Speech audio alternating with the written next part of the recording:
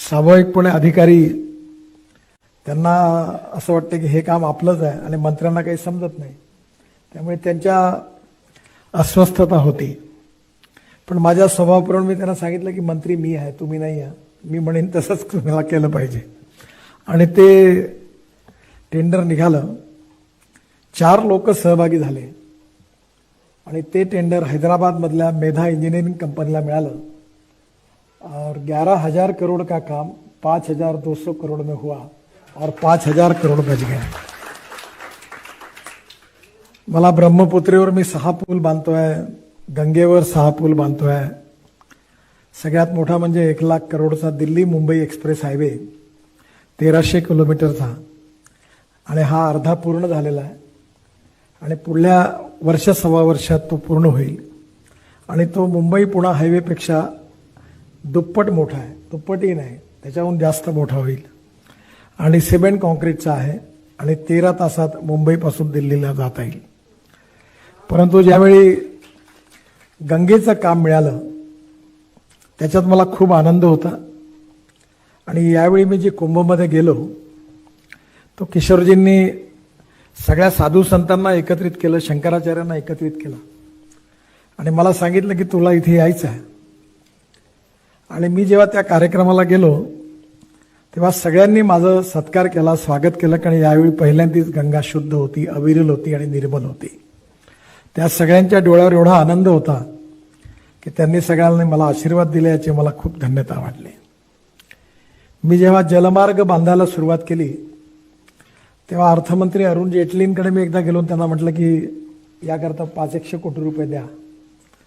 ते म्हणाले, नितिन जी मैं विश्वास रखता हूं कि आप न होने वाला काम करते हैं, पर ये गंगा का काम और जलमार्ग का काम हो ही नहीं सकता, तो मुझे नहीं लगता कि इसके लिए कोई पैसा देना चाहिए, आप दूसरे कोई काम के लिए मांगिए. तो मी त्यांना म्हटलं, मेरे ऊपर विश्वास तो रखिए है. बोले आपके ऊपर विश्वास है पर यह काम नहीं होगा. त्यांनी चांगल्या भावनेने मला नकार दिला. मोदी जी मला म्हणाले कि देखो आप कह रहे हो गंगा में हवाई जहाज उतरेगा, बोट चलेगी, जहाज चलेगा, और ये नहीं होगा तो बहुत तकलीफ होगी. तो मैं त्यांना एवढंच म्हटलं की मोदी जी एक बात याद रखिए कि मैं जो कहूँगा वो 101% होगा और जो नहीं होगा उसकी जिम्मेदारी मैं लूँगा, आप चिंता मत करिए. पण मला कधीच हे वेळ आली नाही. आज गंगेमध्ये मल्टीमॉडल हब तयार झाले, गाजीपूर, हल्दिया, वाराणसी, साहिबगंज. प्रधानमंत्र्यांनी त्याचं ओपनिंग केलं आणि तर सगळी गंगा जलमार्ग सुरू झाला. मी ब्रह्मपुत्रेत ड्रेजिंग केलं, ब्रह्मपुत्रेचाही झाला. तर बांग्लादेशच्या प्रधानमंत्री मला म्हणाल्या कि आप एक काम करो बांग्लादेश के लिए कि बांग्लादेश में आकर जो हमारा मुंगली पोर्ट है ब्रह्मपुत्रा से वहां भी ड्रेजिंग कर दो. तो मैं त्यांना सांगितलं, मैं तो नहीं कर, ऐसा मुझे करने मेरे अधिकार में नहीं, आप सुषमा जी को और प्रधानमंत्री को कहिए, अगर सुषमा जी कहेगी विदेश मंत्री के नाते तो मैं कर दूंगा. त्या सुषमाजींना भेटले आणि सुषमाजींनी मला सांगितलं की तुम्ही नितीन हो सकता है तो कर दो. म्हटलं कर देतो. मी बांगलादेशमध्ये घुसून 250 कोटी रुपयाचं काम करून ब्रह्मपुत्रा पूर्ण त्यांचं ड्रेजिंग करून दिलं. ज्यावेळी श्रीलंकेचे प्रधानमंत्री इथे आले तर त्यांनी प्रोटोकॉलप्रमाणे मला काही भेटणं अपेक्षित नव्हतं, पण त्यांनी प्रधानमंत्र्यांना सांगितलं की मला नितीन गडकरींना भेटायचं आहे. तर मी त्यांच्याकडे गेल्यावर ते म्हणाले, कुछ भी करो श्रीलंका में आकर हमारे रोड बना दो. तो मैं म्हटलं आप एक बार मोदी जी और सुषमा जी को कहिए. आणि जेव्हा 26 जानेवारीला दुबईचे राजे आले होते तेव्हा व्यंकय्या नायडू, मी, अरुण जेटली, मोदीजी एका टेबलवर हैदराबाद हाऊसमध्ये जेवत होतो. दुबईचे जे प्रिन्स आहेत त्यांनी मोदींना म्हटलं, मोदीजी एक फेवर करिए. तो मोदीजी ने त्यांना विचारलं, क्या चाहिए आपको? तो बोले, नितिन गडकरी को 6 महीने के लिए दुबई के लिए एक्सपोर्ट कर दीजिए. पण मला खूप संधी मिळाली जगातल्या मोठमोठ्या. आमच्याकडे बिल गेट आले होते, त्यावेळी कांचन दिल्लीत होती आणि म्हणून मी म्हणलं कांचनला की आपण दही मिसळ तयार कर. आणि दही मिसळ तयार केल्यानंतर बिल गेट आणि बिल गेटच्या बायकोनी खूप दही मिसळ खाल्ली आणि ती तिखट होती, ते तिखट खात नाही अमेरिकन, तर तिने भरपूर अशी सुसुसू करत खाल्ली, पण ती काही रस्सा सोडत नव्हती. आणि तिने बिल गेटला सांगितलं की why you insist me to take that American breakfast, how beautiful this. आणि त्यांना भयंकर आवडली. त्यामुळे जगातल्या अनेक लोकांशी संपर्क करण्याची संधी मिळाली, जगात जाण्याची संधी मिळाली. आणि कोविडमुळे तर मला खूपच मोठा, मलाही कल्पना नव्हती की मी यावेळी व्हिडिओ कॉन्फरन्सच्या द्वारे, कारण मी काही फार टेक्नॉलॉजी म्हणजे या IT च्या याच्यात सावी नाही आहे. आणि मी नेहमी म्हणायचो की हे टीव्हीवर वगैरे काय, आपण प्रत्यक्ष संबंध ठेवले पाहिजे. त्यामुळे मी काही फार याच्यात नव्हतो. मोदीजी आम्हाला सांगायचे हे सगळं, पण दुरून दुरूनच त्याचा संबंध होता. पण यावेळी मी माझ्याकडे या कालावधीमध्ये 280 व्हिडिओ कॉन्फरन्सेस झाल्या आणि 80 कोटी लोकांपर्यंत पोहोचण्याची मला संधी मिळाली. कारण ते दरवेळेला आकडा येतो की किती लोकांनी बघितलं. आणि याच्यात BJPच्या ज्या रॅलीज झाल्या ते एक रॅली 1 कोटी 1.25 कोटी लोकांनी त्या बघितल्या. त्यामुळे यावेळी मला विशेषतः एक कार्यक्रम झाला होता, त्यात 40 देशाच्या 50 युनिव्हर्सिटीचे 6000 PhD स्कॉलर एकावेळी होते. आणि कार्यक्रम 1.5 तासाचा झाला आणि व्हिडिओ कॉन्फरन्सने झाला. मी 5 वेळा American chamber of commerce, Australia, New Zealand, Dubai, त्याच्यानंतर अनेक जगातल्या देशात इंटरॅक्शन करण्याची संधी मिळाली. आणि त्यामुळे कुठेतरी हे सगळं जे काम करण्याची संधी मिळाली याचा जेव्हा मी विचार करतो तेव्हा एक गोष्ट नक्की आहे की मी जेवढी काही कामं करतो आणि आज करतोय त्याचं श्रेय मला मिळालं असलं तर याचं खरं श्रेय जे आहे ते नागपूरकरांना आहे, तुम्हाला सगळ्यांना आहे. कारण तुम्ही सगळ्यांनी मला जर निवडून दिलं नसतं आणि संधीच मिळाली नसती तर हे काम करण्याची संधी मला मिळाली नसती. आणि आउट ऑफ बॉक्स विचार करणं माझा स्वभाव आहे.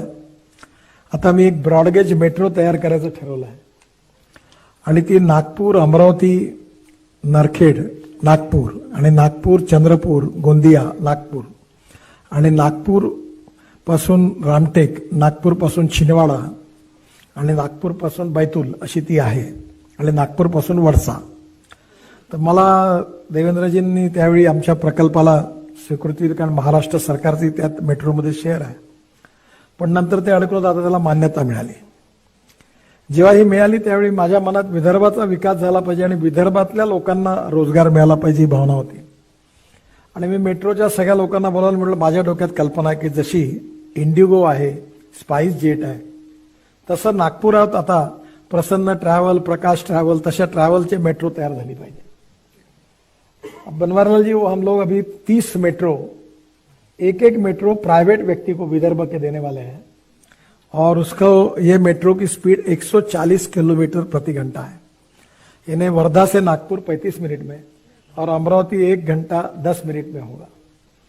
आणि त्याची टेक्नॉलॉजी, गाडी झाली 6 डब्याची गाडी आहे, 1-2 डब्बे माला करता आहे आणि याची स्पीड 160 किलोमीटर प्रति घंट्याने डिझाईन केली आहे. 140 ने चालली तर नागपूर अमरावती 1 तासात होईल आणि प्रत्येक स्टेशनवर थांबेल. आणि ही मेट्रो अजनीला आणि त्याचबरोबर मोठ्या स्टेशनला कनेक्ट असल्यामुळे तिथल्या ब्रॉडगेज मेट्रोशी जोडलं, तिथे उतरलं की वाडीपर्यंत, इकडे कनानपर्यंत आणि त्याचबरोबर या मेट्रोने आपण इकडनं एअर खापरीपर्यंत जाता येईल. त्यामुळे सगळं चेंज होईल. मी जेव्हा नागपूरला आपण पहिल्यांदा, मला याचा खूप आनंद होतो कारण मला घरातून रोज पाहायला मिळतं की आपण पहिल्यांदा असं रस्त्यावर ब्रिज आणि ब्रिजवर मेट्रो असा पूल बांधला. तेव्हा हा होईल नाही होईल, सरकारमध्ये तुम्हाला माहिती आहे तेव्हा मेट्रोवाल्यांनी एक डिझाईन तयार केलं होतं. तर माझ्या स्वभावाप्रमाणे मी सगळं डिझाईन पाहिल्यावर त्याची पुंगळी केली आणि ती दीक्षितच्या हातात दिली. म्हणले ये धंधा फिर से करो मत, आओ मत मेरे पास.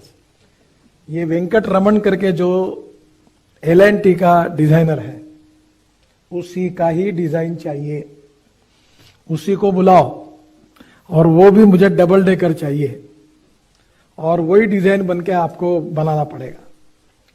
आणि मग देवेंद्रच्या मतदारसंघामधली अडचण होती की कसा रस्ता करायचा, रेल्वे क्रॉस करनी थी, घर जा रहे थे, 50 लोग जो रिटायर्ड थे वो देवेंद्र के पास आकर रोने लगे, मेरे पास आकर रोने लगे, रोड तो बनाना है. देवेंद्र तिथे 4 वेळा फिरला, मी फिरलो, काही लक्षातच नाही आलं. पण देवेंद्रने वो अलाइनमेंट निकाली है, जो एक बाजू से टनल है और ऊपर से ब्रिज है, और वो भी टनल और उसका सबका डिजाइन वेंकटरमण ने किया है, जिसने मुंबई के एयरपोर्ट को बनाया. और पहली बार देश में पारडी में और अपने कामठी रोड पर अब इस प्रकार का ब्रिज बन रहा है. और मैंने एनएचआई से 1000 करोड़ ये ब्रिज बनाने के लिए दिए मेट्रो को, ताकि नागपुर में जो कुछ होना चाहिए वो अच्छा होना चाहिए. देवेंद्र जी के भी सहयोग से एक अच्छा प्रोजेक्ट हो रहा है, जो अभी 15 अगस्त के पहले इसी साल पूरा करने का हमारा प्रयास है. और वो जो प्रोजेक्ट है वो म्यूजिकल फाउंटेन का है, फुटाड़ा तेलंगखेड़ी में 4000 लोगों की गैलरी है. और ये जो फाउंटेन है वर्ल्ड का नंबर 1 का फाउंटेन बन रहा है, इतना ऊंचा पानी जाएगा उसका डिजाइन फ्रांस के आर्किटेक्ट ने किया हुआ है. उसके पंप टर्की से आए हुए, उसकी कमेंट्री गुलजार की है, और उसका संगीत AR रहमान का है. और उसके 6 ऑस्कर विजेता है. जेव्हा मी या प्रोजेक्टच्या मागे लागलो तेव्हा याचा खर्च बघून अधिकाऱ्यांनी खूप, कारण एवढं चांगलं करायचं तर ते काही स्वस्तात होत नव्हतं. देवेंद्रजी मला म्हणाले की, मी म्हटलं हे आपल्याला जसं करायचं जगातला नंबर 1चा करायचा आहे. आणि आज त्यांचंही सहकार्य मिळालं आणि मी पण CRF मधून पैसा दिला. आणि मग जेव्हा मी तिथे गेलो तर त्या ठिकाणी जायला तेलंगखेड़ी से कंक्रीट रोड बना है. अब बीच में रोड बनाने थे तो लोगों ने आंदोलन किया, वो पेड़ काटने की बात आई. तो फिर मैंने कहा कि एक काम करो कि नागपुर यूनिवर्सिटी जो है अमरावती रोड, वहां से लेकर RTO तक ब्रिज मंजूर करो. तो वो ब्रिज भी मंजूर किया, उसका अब 2 महीने में काम शुरू हो रहा है. और उसके नीचे से फिर तेलंगखेड़ी में जाएंगे. और वहां वेटरनरी कॉलेज के ऊपर जगह मिली, देवेंद्र जी ने उस समय दी. वहां 3 मंजिले ऑटोमेटिक लिफ्ट कार्ट वर्किंग है, और 3 मंजिले में रेस्टोरेंट है, फूड स्टॉल है, सब फूड मॉल है. आप तेलंगखेड़ी की तरफ देखकर पाव भाजी और पानी पूरी खा सकेंगे. तो इतना सुंदर उसका डिजाइन है. तो बहुत सी ऐसी बातें जो नागपुर में भी हुई है और देश में भी करने का अवसर मुझे मिला. पर इन सबसे अच्छा काम अगर मेरे जीवन में कोई होगा तो संघ के कारण, विद्यार्थी परिषद के कारण और मेरी मां के कारण मुझे एक बहुत अच्छा वारसा मिला.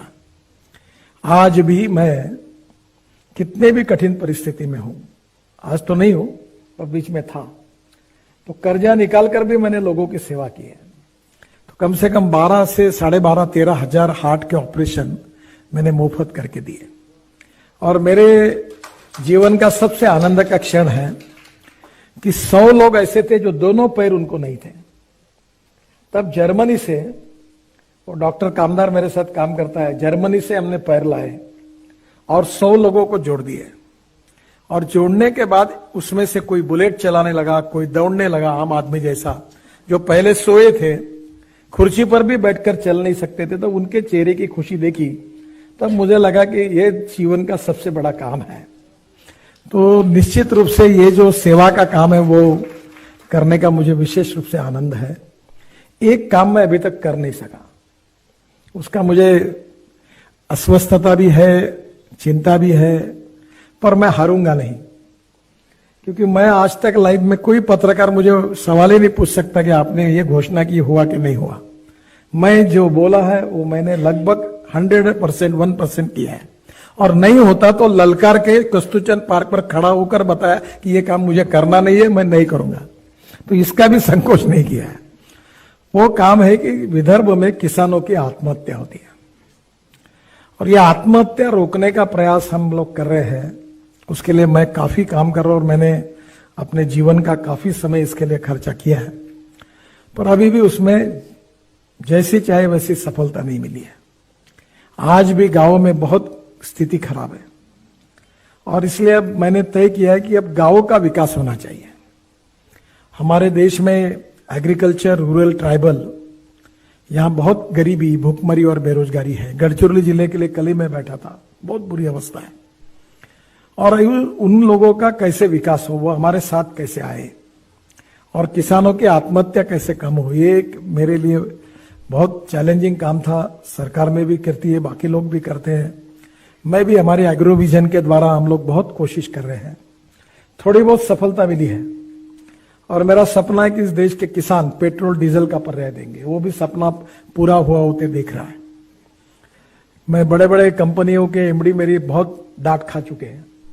बजाज का और टीवीएस के दो यंग एमडी है, राजू बजाज और वो, तो उनको मैंने दोनों को कहा तुम एक काम करना, जब तक किसानों ने तैयार की हुई इथेनॉल की बाइक और स्कूटर तैयार नहीं होती तब तक मेरे ऑफिस में नहीं आना, और एक भी काम नहीं करता बोले तुम्हारा, उठो निकलो बोले यहां से, जब तक तुम ये बना के नहीं लाओगे तो 15 दिवसानंतर मला उन्होंने फोन किया कि आप बाइक बन जाएगी और इस तारीख को आपको लॉन्च करना, और मैंने वो बाइक लॉन्च की। अब मैं चाहता हूं कि हमारे किसानों ने तैयार किए हुए ईंधन पर, अभी नागपुर की 100 बसें सीएनजी पर चल रही, ऑटो रिक्शा कन्वर्ट हुई, और नागपुर से डीजल को हद्दपार करके नागपुर प्रदूषण मुक्त, एयर पोल्यूशन और वाटर पोल्यूशन से मुक्त हो। अभी नाग नदी पर हम 1700 करोड़ रुपए खर्चा कर रहे बनवाने वाले, प्रोजेक्ट मंजूर हो गया। और मेरी कल्पना है कि अंबाझरी तालाब में नाव में बैठकर पारडी तक पानी में बैठकर जाएंगे। तो आज तो आप लोग विश्वास नहीं रखेंगे क्योंकि बहुत गंदी है नाग नदी। केवल एक ही बात के लिए विश्वास रखिए कि मैं बोल रहा हूं इसलिए विश्वास रखिए। तो ये ऐसी अनेक अशक्य कल्पनाएं देश में और शहर में भी जो भी कुछ काम करने का मौका मिला, इसका सभी काम का श्रेय मुझे नहीं है। मेरे साथ काम करने वाले असंख्य इंजीनियर्स काम करते हैं, अनेक लोग काम करते हैं रात दिन, और मैं चमत्कारिक रूप से आउट ऑफ बॉक्स ऐसी बातें बताता हूं कि जो उनके रिकॉर्ड में नहीं होती, एजेंडा में नहीं होती, नहीं बोल नहीं सकते, क्योंकि ऊपर से मैं भी मुजोर हूं कि मैं मंत्री हूं। मैंने बोला गड्ढे में डालो तो डालो, मेरी चलेगी तुम्हारी नहीं चलेगी, तो उसके कारण उनका इलाज भी नहीं चलता। अभी मैं डावोस बना रहा हूं, स्विट्जरलैंड का डावोस जो है, और वो ये जो कारगिल है, इस पहाड़ी पर मैं 10,000 एकड़ जगह लेकर वर्ल्ड का सबसे अच्छा सुंदर हिल स्टेशन वहां बनाने का मेरा सपना है, और वो काम को मैंने हाथ में लिया है। बहुत कठिनाइयां है पर हो जाएगा। तो स्वाभाविक रूप से ये बहुत कामों में चैलेंजेस भी होते हैं, पर इसके पीछे एक भावना है, जिसके पीछे जो संस्कार है, जो संघ का, विद्यार्थी परिषद का हमें मिला है कि हमारा देश है और इस देश के लिए हमको काम करना है, मातृभूमि के लिए काम करना है। मैं पिछले 5 साल में 17 लाख करोड़ रुपए के काम कर चुका हूं, अभी तक 5 लाख करोड़ के काम कर चुका हूं। और मैं ऐसा एक मंत्री हूं कि मैं कहता हूं मेरे को पैसे की कमी नहीं, मैं ऐसे 1 लाख करोड़, 50,000 करोड़, और उल्टा मैं मतलब करो ये रिकॉर्ड कर लेना मेरा बोलना क्या है तो, और पूछना लगे तो 1 साल के बाद क्या हुआ नहीं हुआ, पर पैसे की कोई कमी नहीं।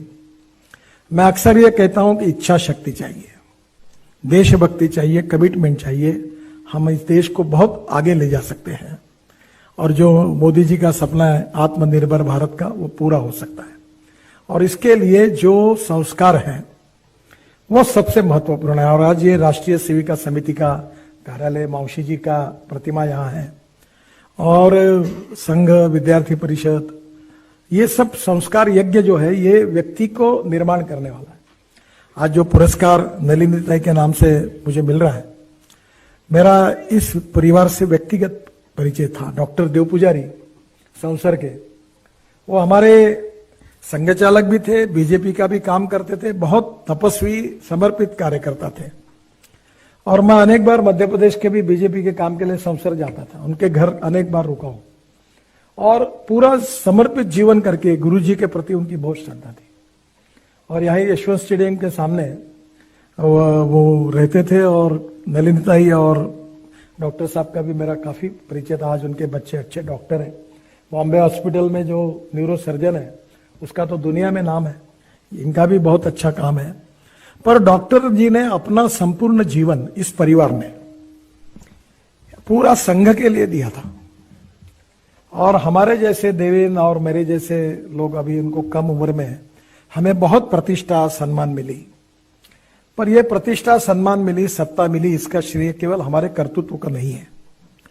ये डॉक्टर देव पुजारी जैसे और नलिनी ताई जैसे अनेक कार्यकर्ताओं ने अपने जीवन को इस यज्ञ में समर्पित किया है, उसके कारण हमको ये दिन देखने के लिए मिला है।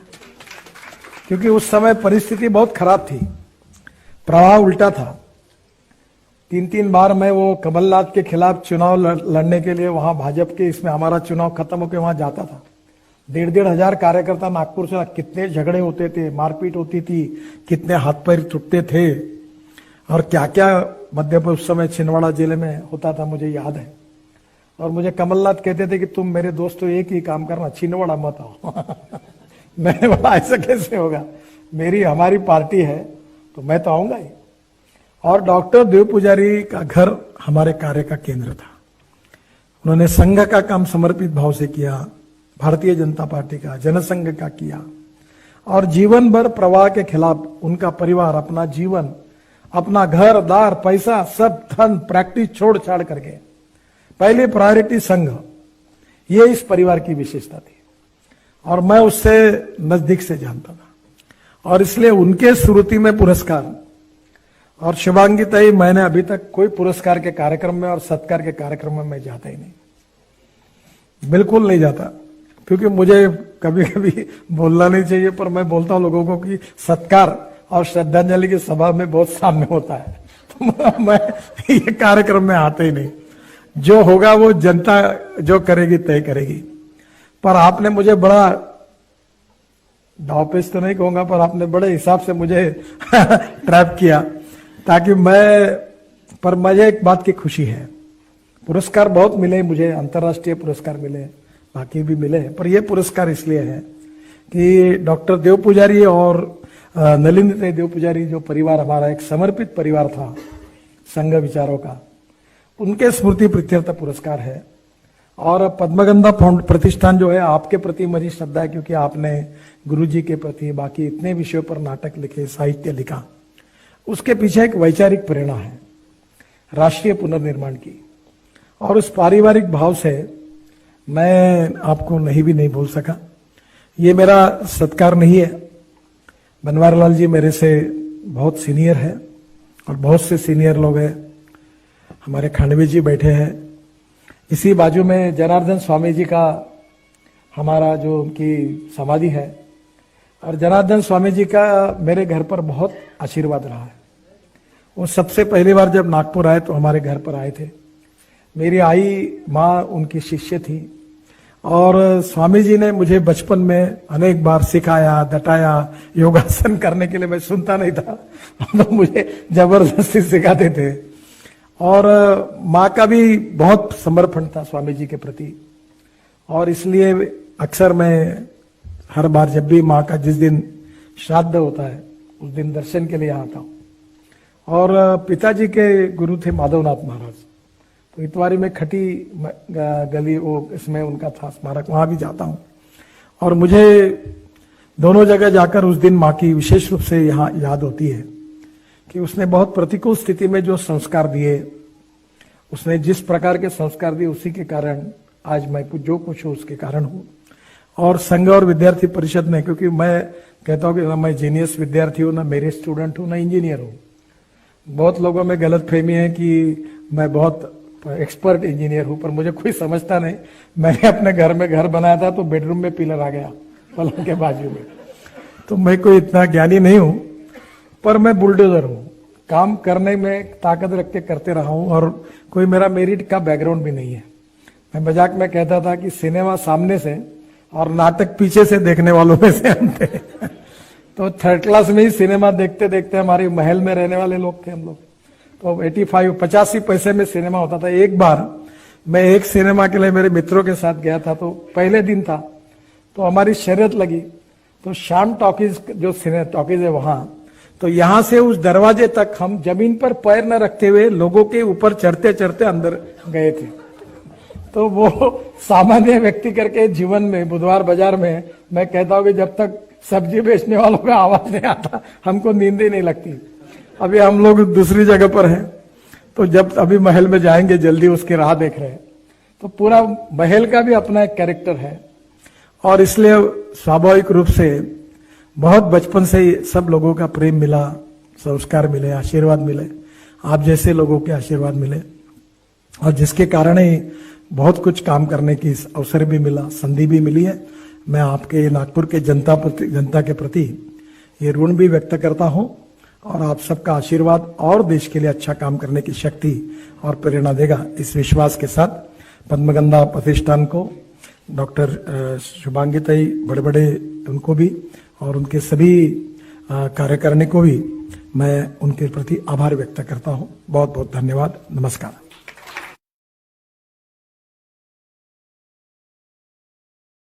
प्रतिष्ठान को, डॉक्टर